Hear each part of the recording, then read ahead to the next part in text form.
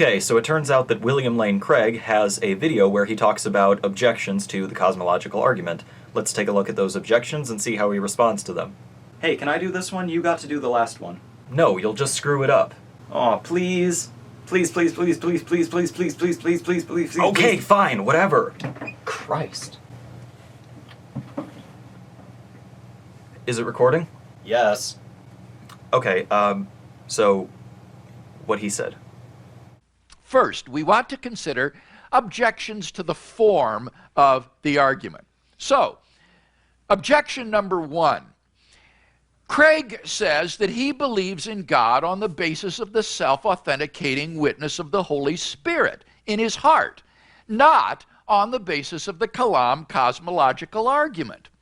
In fact, he says that even if the argument were refuted, he would still believe in God.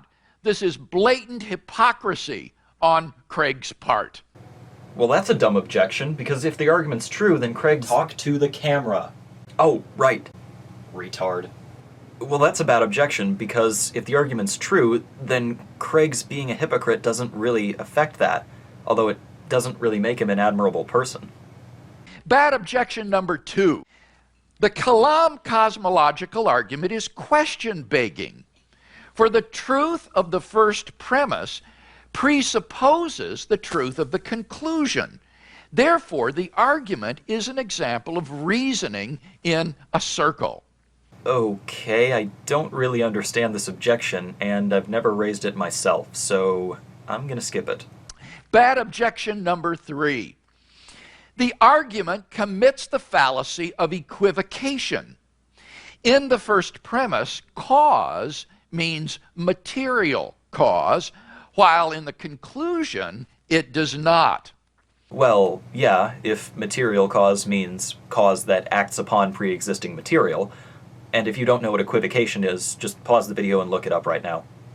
Now, in formulating the Kalam cosmological argument, I intended to speak of what Aristotle called efficient causes.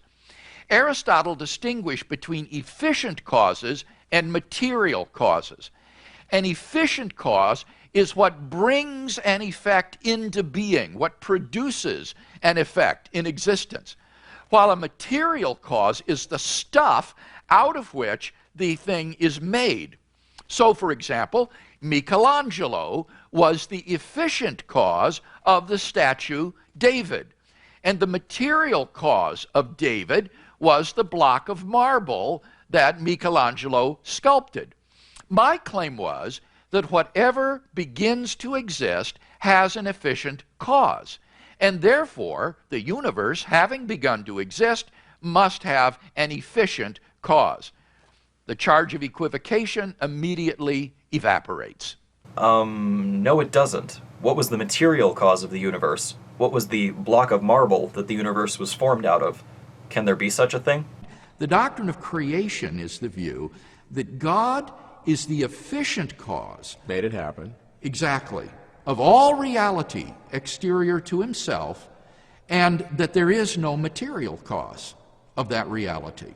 There was no pre-existing stuff. Exactly. In other words, it's a rejection of any kind of metaphysical dualism, that originally there was God and some kind of other stuff which God over fashioned. against God, yes, which he fashioned or shaped into a world. Okay, so maybe Craig means for his argument to go like this.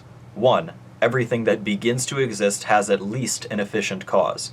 Premise 2. The universe began to exist. Premise 3. Therefore, the universe had at least an efficient cause. And although this new argument does avoid the equivocation fallacy, it makes the unjustified assumption that you can have an efficient cause without a material cause. I'd like to see someone try and defend that. Bad objection number 4. The first premise is based upon the fallacy of composition. It fallaciously infers that because everything in the universe has a cause, therefore the whole universe has a cause. Now, I have never argued that because every part of the universe has a cause, therefore the whole universe has a cause. That would be manifestly fallacious. Okay then, so why should we accept premise 1? Rather, the reasons I've offered for thinking that everything that begins to exist has a cause are these. Number one, something cannot come from nothing. To claim that something can come into being out of nothing is worse than magic. When a magician pulls a rabbit out of the hat, at least you've got the magician. Okay, let's just grant that this is logically true. The problem that Craig runs into here, and that he will continue running into, is that logic does not apply, doesn't necessarily apply anyway, outside or before the universe exists. So, philosophically speaking, it's not necessarily true that something cannot come from nothing if we are outside or before the universe. That is to say, you can't just dismiss the possibility of a universe from nothing just because it's logically impossible. If indeed it is logically impossible. I've just been assuming that. Maybe I'm right, maybe I'm wrong, but that's not the topic at hand. Now, I'm not saying that I necessarily believe in a universe from nothing, but as far as Craig's argument goes, it means that his argument does not reach a definite conclusion. 2. If something can come into being from nothing, it becomes inexplicable why just anything or everything doesn't come into being from nothing. Well, not really. I mean, assuming that it is logically impossible for something to come out of nothing, then it makes sense that we don't see that happening in the universe where logic applies. Number 3, common experience and scientific evidence confirm the truth of premise 1. Premise 1 is constantly verified and never falsified. Again, this is only true within the universe, not outside or before the universe. So it doesn't necessarily follow that the universe also had a cause, because logic doesn't necessarily apply. Bad objection number 5. If the universe began to exist, then it must have come from nothing. That is quite plausible, since there are no constraints on nothing. And so nothing can do anything, including producing the universe. As I've said, I don't affirm the idea that the universe came from nothing, but it's a philosophical possibility that Craig has been ignoring. Let's see if he addresses it. This objector seems to be hopelessly confused about the use of the word nothing. When it is rightly said that nothing preceded the universe, one doesn't mean that something preceded it and that was nothing. We mean that it was not preceded by anything. Reifying negative terms has been the butt of jokes as old as Homer's story of the Cyclops and Odysseus. And that's not what I was hoping he would read it as, and since he's not reading it as my objection, I guess I'll just move on. Consider now then objections to the second premise, that the universe began to exist. Objection number 6.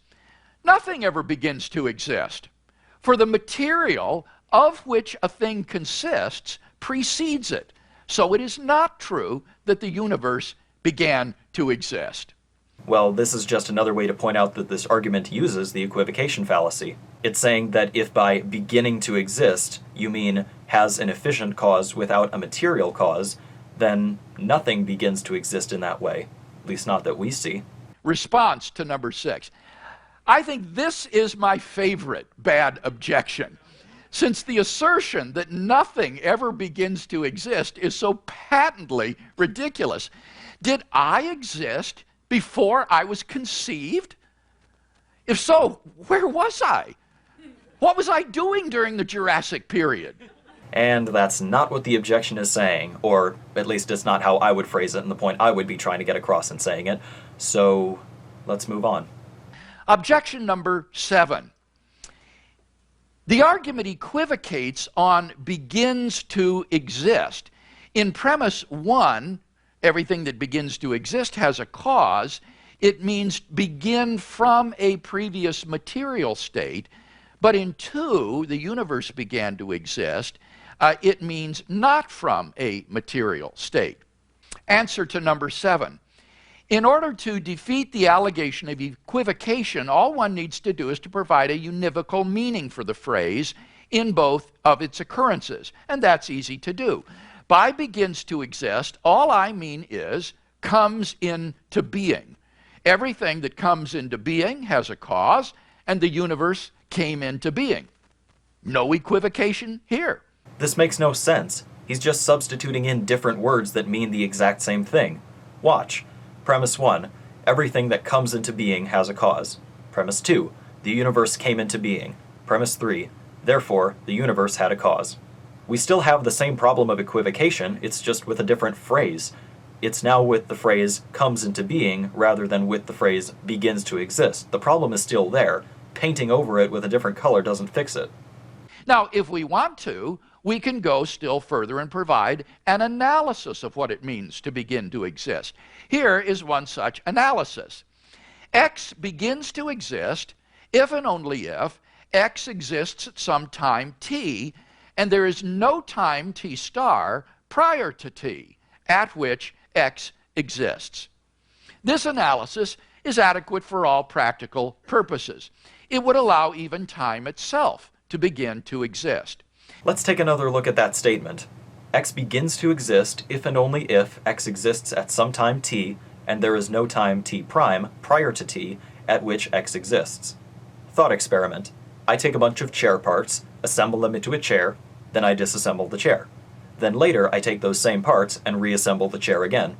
Now if your standard for beginning to exist is the standard that Craig outlined, then the chair only began to exist the first time I assembled it, not the second, despite the fact that both times I went from having chair parts to a chair. The reason that Craig uses this bad standard for beginning to exist is so that he can say that the universe began to exist and time came into being with it. This is done by saying that there was no time before the Big Bang in which the universe existed, because there was no time at all. See what I did there? But Craig's bad standard for beginning to exist doesn't even allow for time to begin to exist, as he claimed it did. It wouldn't make any sense. Watch. Time begins to exist if and only if time exists at some time t, and there was no time t prime prior to t at which time exists. Now, unless you're from Gallifrey and you've cannibalized a TARDIS into a paradox machine, I don't really see how you can have time within time. Finally, arguments or objections to the argument's conclusion. Objection number 8. The argument is logically self-contradictory, for it says that everything has a cause, yet it concludes that there is a first uncaused cause. Okay, this is a genuinely bad objection because it's just not paying attention. The argument says that everything that begins to exist has a cause, not just everything that exists. So, let's move on. The cause mentioned in the argument's conclusion is not different from nothing. For timelessness, changelessness, spacelessness, etc., are all purely negative attributions, which are also true of nothingness.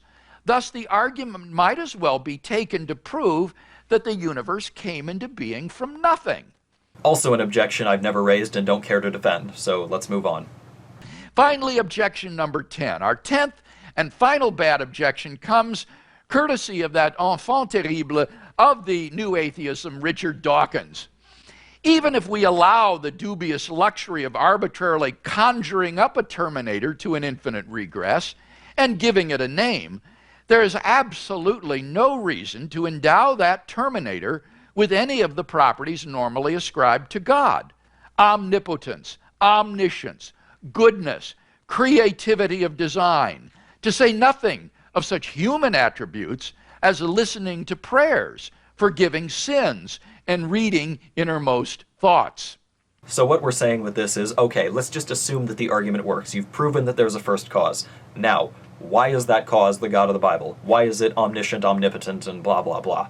Dawkins doesn't deny that the argument successfully demonstrates the existence of an uncaused, beginningless, changeless, immaterial, spaceless, timeless, and unimaginably powerful personal creator of the universe. No, I'm sure Richard Dawkins also denies that this argument is sound. He's just saying, okay, assuming for the sake of argument that it is sound, it doesn't prove you're God, as many people seem to think it does. He merely complains that this cause hasn't also been shown to be omnipotent, omniscient, good, creative of design, listening to prayers, forgiving sins, and reading innermost thoughts. So what? The argument doesn't aspire to prove those things. well then just stop saying, or continue to not assert, that this argument proves that your God exists. So how was that? Did I screw it up? Nope, you did okay. Thank you.